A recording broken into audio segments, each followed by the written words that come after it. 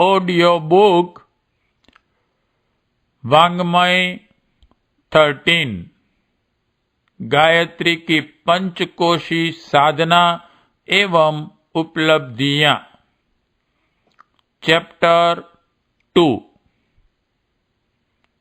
गायत्री के 5 मुख, 5 दिव्य कोश। इंट्रोडक्शन, प्रस्तावना। गायत्री के पंचमुखी चित्रों एवं पंचमुखी प्रतिमाओं का प्रचलन इसी प्रयोजन के लिए है कि इस महामंत्र की साधना का अवलंबन करने वालों को यह विदित रहे कि हमें आगे चलकर क्या करना है। जप, ध्यान, स्तोत्र, पाठ, पूजन, हवन यह आरंभिक क्रिया कृत्य हैं। इनसे शरीर की शुद्धि और मन की एकाग्रता का प्रारंभिक प्रयोजन पूरा होता है। इससे अगली मंजिलें कड़ी हैं। इनकी पूर्ति के लिए साधक को जानकारी प्राप्त करनी चाहिए और उस मार्ग पर चलने के लिए आवश्यक तत्परता, दृढ़ता एवं क्षमता का संपादन करना चाहिए। इतना स्मरण यदि साधक रख सका तो समझना चाहिए कि उसने गायत्री पंचमुखी चित्रण का प्रयोजन ठीक तरह से समझ लिया। वस्तुतः गायत्री परब्रह्म परमात्मा की विश्वव्यापी महाशक्ति है। उसका कोई स्वरूप नहीं है। यदि स्वरूप का आभास पाना हो तो वह प्रकाश रूप में हो सकता है। ज्ञान की उपमा प्रकाश से दी जाती है। गायत्री का देवता सविता है। सविता का अर्थ है सूर्य, प्रकाश पुंज। जब गायत्री महाशक्ति का अवतरण साधक में होता है तो साधक को ध्यान के प्रकाश बिंदु एवं वृत्त का आभास मिलता है। उसे अपने हृदय, शिर, नाभि अथवा आंखों में छोटा या बड़ा प्रकाश पिंड दिखाई पड़ता है। यह कभी घटता कभी बढ़ता है। इसमें कई तरह की कई आकृतियां भी, कई रंगों के प्रकाश किरणें दृष्टिगोचर होती हैं। यह आरंभ में हिलती डुलती रहती हैं, कभी प्रकट कभी लुप्त होती हैं, पर धीरे धीरे वह स्थिति आ जाती है कि विभिन्न आकृतियां, हलचलें एवं रंगों का निराकरण हो जाता है और केवल प्रकाश बिंदु ही शेष रह जाता है। प्राथमिक स्थिति में यह प्रकाश छोटे आकार का एवं स्वल्प तेज का होता है, किंतु जैसे जैसे आत्मिक प्रगति ऊर्ध्वगामी होती है वैसे वैसे प्रकाश वृत्त बड़े आकार का, अधिक प्रकाश का, अधिक उल्लास भरा दिखता है। जैसे प्रातः काल के उगते हुए सूर्य की गर्मी पाकर कमल की कलियां खिल पड़ती हैं, वैसे ही अंतरात्मा इस प्रकाश अनुभूति को देखकर ब्रह्मानंद का, परमानंद का, सच्चिदानंद का अनुभव करता है।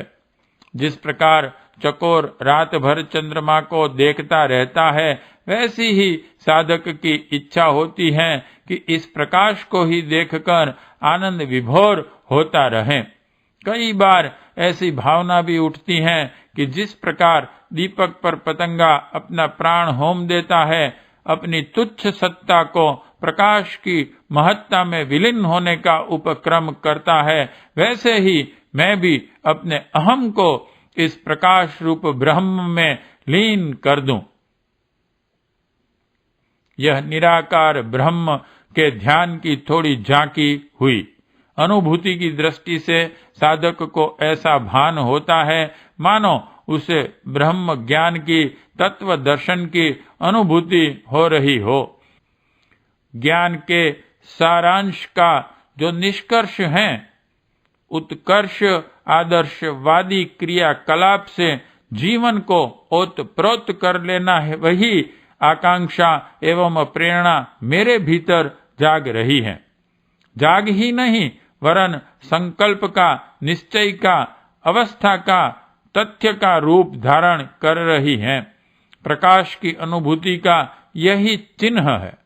माया, मोह और स्वार्थ संकीर्णता का अज्ञान तिरोहित होने से मनुष्य विशाल दृष्टिकोण से सोचता है और महान आत्माओं जैसी साहसपूर्ण गतिविधियां अपनाता है।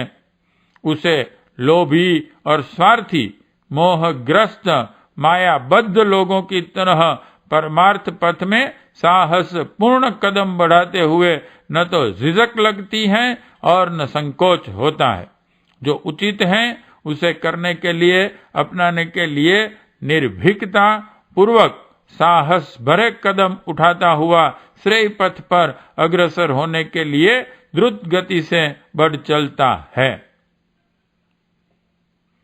यह तो गायत्री रूपी पर ब्रह्म सत्ता के उच्च स्तरीय ज्ञान एवं ध्यान का स्वरूप हुआ। प्रारंभिक स्थिति में ऐसी उच्च स्तरीय अनुभूतियां संभव नहीं। उस दशा में प्रारंभिक क्रम ही चलाना पड़ता है। जब पूजन, ध्यान, स्तवन, हवन जैसे शरीर साध्य क्रियाकलाप ही प्रयोग में आते हैं, तब चित या प्रतिमा का अवलंबन ग्रहण किए बिना काम नहीं चल सकता। प्रारंभिक उपासना साकार माध्यम से ही संभव है। निराकार का स्तर काफी ऊंचे उठ जाने पर आता है। उस स्थिति में भी प्रतिमा विरोध या परित्याग करने की आवश्यकता नहीं पड़ती, वरन उसे नित्य कर्म में सम्मिलित रखकर संचित संस्कारों को बनाए रहना पड़ता है।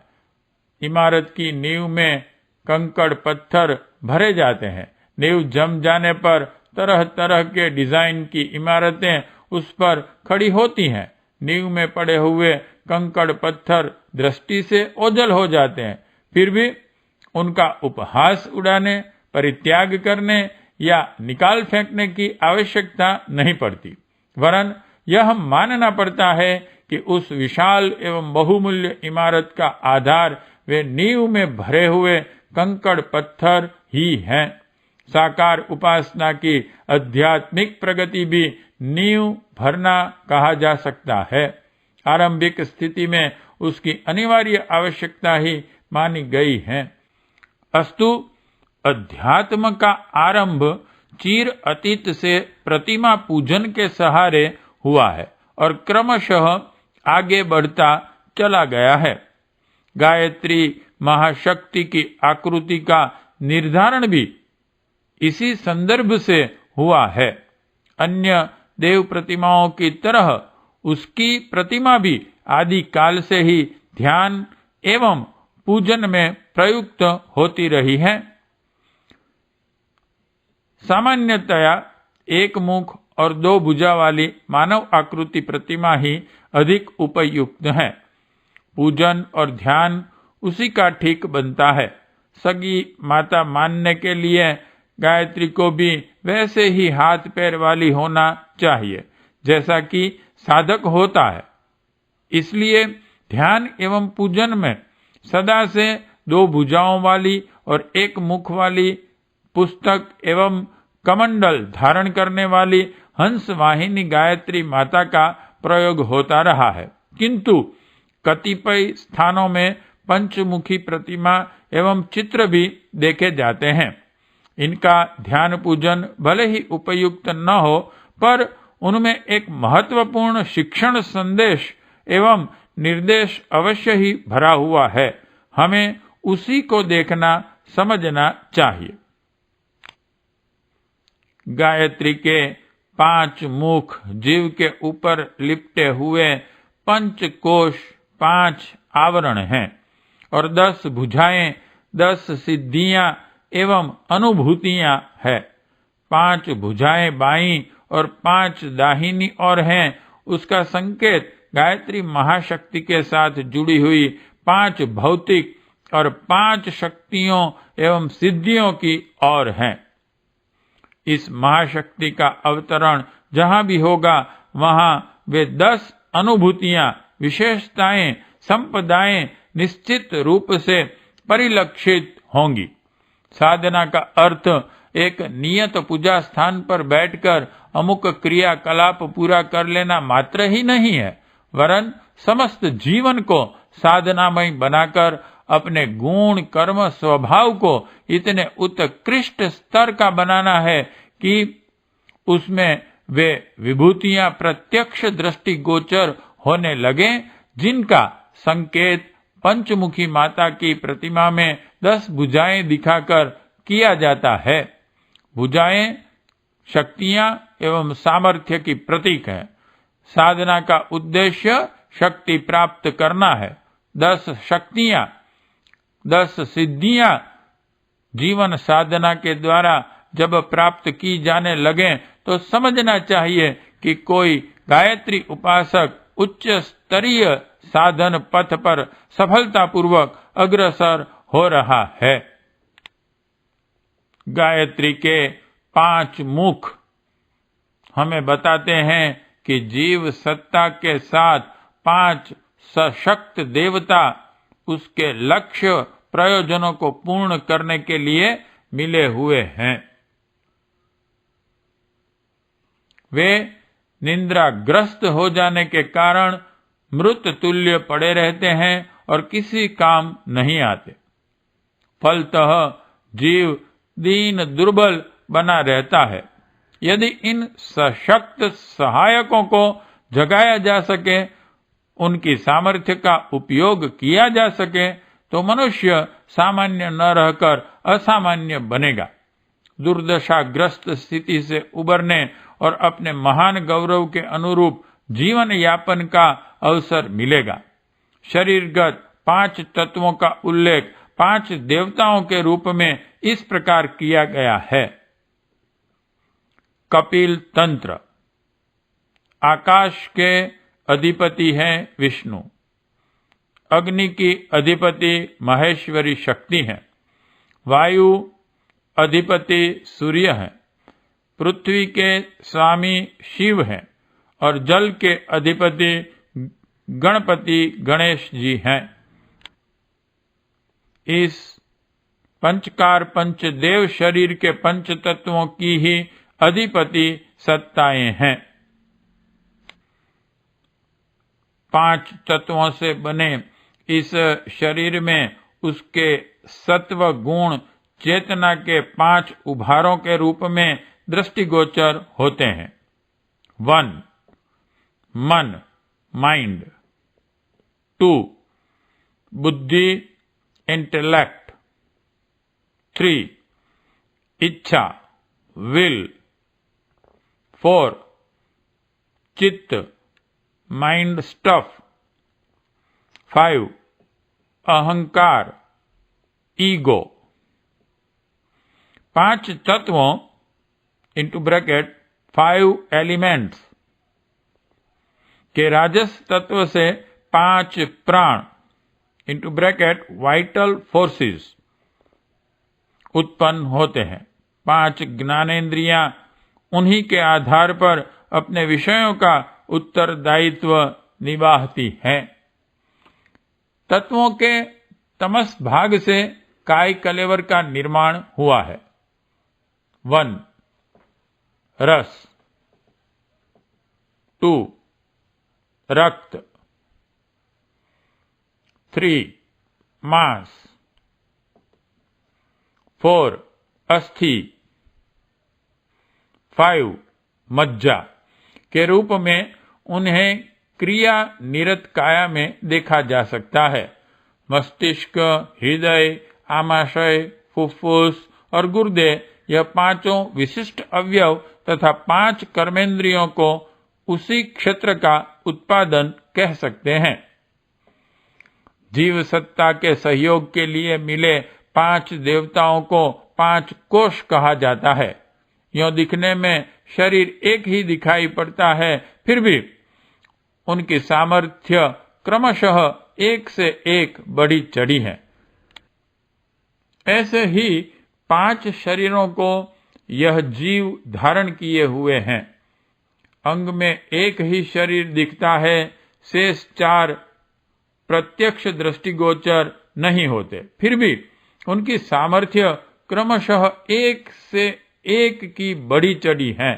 न दिखते हुए भी वे इतने शक्ति संपन्न हैं कि उनकी क्षमताओं को जगाया जा सकना संभव हो सके तो मनुष्य तुच्छ से महान और आत्मा से परमात्मा बन सकता है। जीव पर चढ़े हुए 5 आवरणों 5 कोशों के नाम है 1 अन्नमय कोश, 2 प्राणमय कोश, 3 मनोमय कोश, 4 विज्ञानमय कोश, 5 आनंदमय कोश। जिस प्रकार प्याज की गांठ में एक के बाद एक परत निकलते हैं, जिस प्रकार केले के तने को खोलने पर उसमें एक के भीतर एक कलेवर निकलते हैं, उसी तरह जीव के ऊपर भी एक के बाद एक क्रमशः 5 आवरण लिपटे हुए हैं। जिस प्रकार शरीर के ऊपर बनियान, कमीज, जैकेट, कोट, कंबल आदि धारण करते हैं, उसी तरह जीव ने भी 5 आवरण धारण किए हुए हैं। इनमें से हर एक की कीमत एक के बाद एक की अधिक होती चली गई है। तैत्तिरीय उपनिषद में अन्नमय के भीतर प्राणमय का, प्राणमय के भीतर मनोमय का, मनोमय के भीतर विज्ञानमय का और विज्ञानमय के भीतर आनंदमय कोश का वर्णन है। इनमें बहुत कुछ साम्य और बहुत कुछ अंतर है। इसकी चर्चा इस प्रकार हुई है। तैत्तिरीय उपनिषद 2/1/1 मनुष्य अन्न रसमय है, यही उसका शीर है, यही उसका दक्षिण पक्ष है, यही उसका उत्तर पक्ष है। यह आत्मा है, यह पुच्छ तंत्र मेरुदंड पर प्रतिष्ठित है। तैत्तिरीय उपनिषद 2/2/1 उपर्युक्त अन्न रस धातुओं से विनिर्मित अन्नमय कोश से पृथक किंतु भीतर रहने वाला आत्मा प्राणमय है। वह इतने में ही पूर्ण है, वह भी वैसी ही आकृति का है, वैसी ही उसकी गतिविधि है। उस प्राणमय कोश का प्राण ही शीर है, उसका व्यान दक्षिण पक्ष और अपान उत्तर पक्ष है। आकाश उसकी आत्मा है, पृथ्वी में उसकी पुच्छ प्रतिष्ठा है। तैत्तिरीय उपनिषद 2/3/1 इस प्राणमय कोश से भिन्न मनोमय कोश हैं। प्राणमय कोश मनोमय कोश से भरपूर है, वह उसी के समान है। जैसा प्राणमय कोश है वैसा ही मनोमय कोश है। यजु उसका शीर है, ऋग दक्षिण पक्ष और साम उत्तर पक्ष है। आदेश उसका आत्मा है। वेदों को यहाँ मनोमय कोश के साथ क्यों जोड़ा गया, इसका समाधान शंकर भाष्य में संकल्प मंथन और भाव को यजु ऋग साम के रूप में किया है। तैत्तिरीय उपनिषद 2/4/1 मनोमय कोश से अलग विज्ञानमय कोश है। मनोमय कोश विज्ञानमय कोश से आच्छादित है। यह विज्ञानमय है, पुरुष के समान ही है, वैसा ही है जैसा मनोमय कोश। श्रद्धा ही उसका शीर है, ऋतु दक्षिण पक्ष और सत्य उत्तर पक्ष है। योग उसकी आत्मा है, महत तत्व में उसकी पुच्छ प्रतिष्ठा है। तैत्तिरीय उपनिषद 2/5/1 विज्ञानमय कोश से पृथक किंतु उसी के अभ्यंतर आनंदमय कोश है। विज्ञानमय कोश आनंदमय कोश से परिपूर्ण है, यह भी पुरुष के ही समान है, वैसा ही है जैसा विज्ञानमय कोश, प्रिय ही उसका शीर है। मोद इंटू ब्रैकेट भीतरी आनंद उसका दक्षिण पक्ष और प्रमोद इंटू ब्रैकेट बाहरी आनंद उत्तर पक्ष है। आनंद उसकी आत्मा, ब्रह्म में उसकी पुच्छ प्रतिष्ठा है। पंचदशी के तृतीय प्रकरण में 3, 5, 6, 7 और 9वें श्लोकों में 5 कोशों का विवरण इस प्रकार प्रस्तुत किया गया है। पिता के खाए अन्न से बनने वाले वीर्य द्वारा उत्पन्न काया अन्नमय कोश में जन्म मरण होते रहने के कारण यह काया आत्मा नहीं है, चेतन आत्मा उसमें भिन्न है। काया से भरा पूरा उसे बल देने वाला इंद्रियों का प्रेरक प्राणमय कोश है, पर वह भी देह की तरह ही अचेतन होने के कारण आत्मा नहीं है, उससे भिन्न है। पंचकोश क्या है, इनका परिचय देते हुए उपनिषदकार कहते हैं, अन्न के द्वारा उत्पन्न होने वाले कोशों के समूह इस प्रत्यक्ष शरीर को अन्नमय कोश कहते हैं। प्राण सहित 14 तत्वों का समूह प्राणमय कोश कहलाता है। इन दोनों कोशों के भीतर इंद्रियों तथा मन का समूह मनोमय कोश कहलाता है। बुद्धि और विवेक वाली भूमिका विज्ञानमय की है। इन सब कलेवरों के भीतर आत्मा का स्वाभाविक स्वरूप और स्थान आनंदमय कोश कहलाते हैं। सर्वसारोपनिषद। इस प्रकार मानवीय चेतना को 5 भागों में विभक्त किया गया है। इस विभाजन को 5 कोश कहा जाता है। अन्नमय कोश का अर्थ है इंद्रिय चेतना, प्राणमय कोश अर्थात जीवनी शक्ति, मनोमय कोश विचार बुद्धि, विज्ञानमय कोश अचेतना सत्ता एवं भाव प्रवाह, आनंदमय कोश आत्मबोध जागृति। प्राणियों का स्तर इन चेतनात्मक परतों के अनुरूप ही विकसित होता है। गायत्री की उच्च स्तरीय साधना इन 5 कोशों का अनावरण करने, उन्हें जागृत करने के लिए ही की जाती है। इस उच्च स्तरीय साधना की ओर इंगित करने के लिए गायत्री का अलंकारिक स्वरूप 5 मुख वाला बनाया गया है। इस चित्रण में सूक्ष्म शरीर के 5 कोशों की प्रमुख क्षमता को जागृत करने और महाविज्ञान का समुचित लाभ उठाने का संकेत है।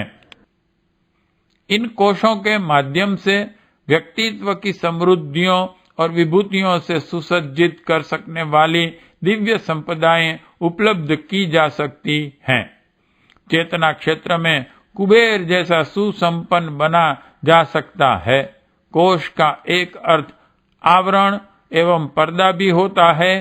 कोश खोल अथवा म्यान को भी कहते हैं। बढ़ते उतरते आवरण हटाते चलने पर वस्तु का असली स्वरूप सामने आ जाता है। पंचकोशों के जागरण से, अनावरण से कसाई कल्मशों के वे अवरोध हटते हैं जिनके कारण जीवात्मा को अपने ईश्वर प्रदत्त उत्तराधिकार से वंचित रहकर दुर्दशाग्रस्त परिस्थितियों में गुजारा करना पड़ता है। पंचकोशों के विभाजन को 3 के वर्गीकरण में भी प्रस्तुत किया गया है। स्थूल, सूक्ष्म और कारण, यह 3 शरीर बताए गए हैं। उन्हें त्रिपदा गायत्री कहा जाता है। स्थूल शरीर में अन्नमय और प्राणमय कोश आते हैं। 5 तत्वों और 5 प्राणों का समावेश है। सूक्ष्म शरीर में मनोमय कोश और विज्ञानमय कोश सन्निहित हैं। इन दोनों को चेतन मस्तिष्क और अचेतन मानस कह सकते हैं। कारण शरीर में आनंदमय कोश आता है। विज्ञ जनों ने इस विवेचन में यत्किंचित मतभेद भी व्यक्त किया है, पर वस्तु स्थिति जहां की तहां रहती है। वस्तुतः पंचकोशों का उपहार प्रभु ने हमारी अनंत सुख सुविधाओं के लिए दिया है। यह 5 सवारियां हैं जो अनिष्ट रूपी शत्रुओं का विनाश और आत्म संरक्षण करने के लिए अति उपयोगी हैं।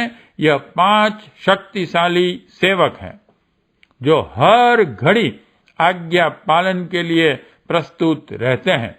इन 5 खजानों में अटूट संपदा भरी पड़ी है। इस पंचामृत का ऐसा स्वाद है कि जिसकी बूंद चखने के लिए मुक्त हुई आत्माएं लौट लौट कर नरतन में अवतार लेती रहती है।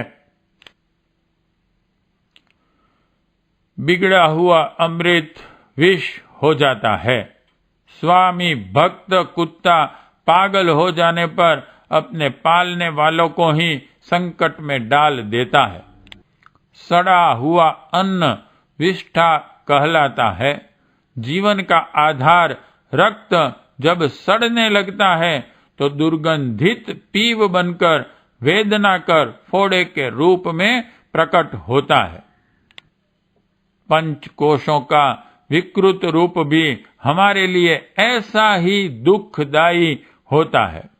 नाना प्रकार के पाप तापों, क्लेशों, कलहों, दुखों, दुर्भाग्यों, चिंता, शोकों, अभाव, दारिद्र्य, पीड़ा और वेदनाओं में तड़प फड़ते हुए मानव इस विकृति के ही शिकार हो रहे हैं।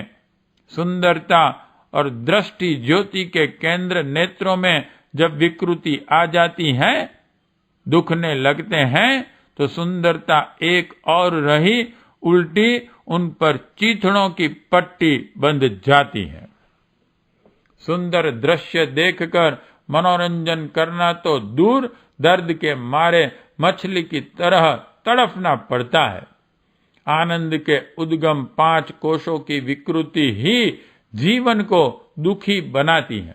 अन्यथा ईश्वर का राजकुमार जिस दिव्य रथ में बैठकर जिस नंदन वन में आया है, उसमें आनंद ही आनंद मिलना चाहिए। दुख दुर्भाग्य का कारण इस विकृति के अतिरिक्त और कोई हो ही नहीं सकता। 5 तत्व, 5 कोश, 5 ज्ञानेन्द्रियां, 5 कर्मेंद्रियां, 5 प्राण, 5 उपप्राण, 5 तन मात्राएं, 5 यज्ञ, 5 देव, 5 योग, 5 अग्नि, 5 अंग, 5 वर्ण, 5 स्थिति, 5 अवस्था, 5 शूल, 5 क्लेश आदि अनेक पंचक गायत्री के 5 मुखों से संबंधित हैं। इनको सिद्ध करने वाले पुरुषार्थी व्यक्ति ऋषि, राजर्षि, ब्रह्मर्षि, महर्षि, देवर्षि कहलाते हैं। आत्मोन्नति के 5 कक्षाएं हैं, 5 भूमिकाएं हैं। उनमें से जो जिस कक्षा में भूमिका को उत्तीर्ण कर लेता है, वह उसी श्रेणी का ऋषि बन जाता है। किसी समय भारत भूमि ऋषियों की भूमि थी। यहाँ ऋषि से कम तो कोई था ही नहीं, पर आज तो लोगों ने उस पंचायत का तिरस्कार कर रखा है और बुरी तरह प्रपंच में फंसकर पंच क्लेशों से पीड़ित हो रहे हैं। चैप्टर 2 इंट्रोडक्शन, प्रस्तावना, समाप्त।